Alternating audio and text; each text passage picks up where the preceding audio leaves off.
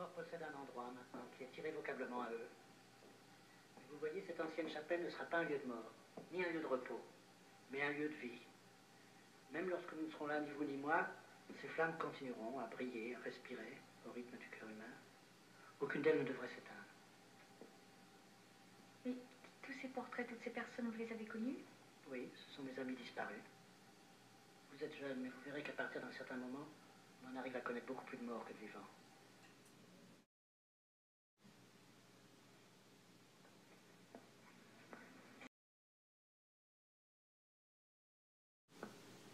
Regardez cet homme avec son si beau visage.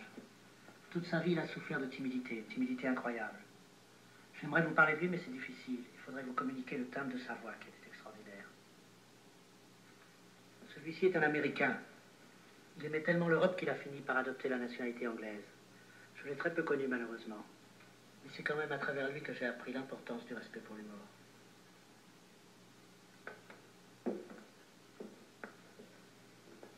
Et ce petit garçon? Ce petit garçon, alors que j'étais adolescent, je l'ai vu mourir un été en vacances. Il a été emporté d'une septicémie. Cette femme aussi est morte très jeune. Mais à la manière dont tout le monde souhaite mourir, en dormant dans son lit. Elle s'est éteinte comme la flamme d'une de ses bougies. Vous voyez que sa famille a fait inscrire « Souvenez-vous dans vos prières ». Mais en réalité, cette jeune femme était l'irrévérence même. Je me souviens de sa façon de terminer une discussion très animée en s'exclamant « Mais enfin, si Dieu existait, j'en serais la première informée ».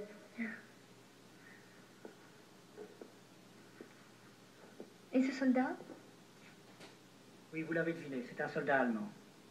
Je suis l'un de ses assassins parce que j'étais l'artificier de la batterie qui a abattu son avion. Il a l'air de dormir. Oui, c'est vrai. C'est la seule photographie qu'on ait retrouvée de lui. Mais avouez qu'en regardant cette photographie, il est difficile de considérer cet homme comme un ennemi. Et le musicien, là? Vous l'avez connu? Oui, je l'avais presque complètement oublié.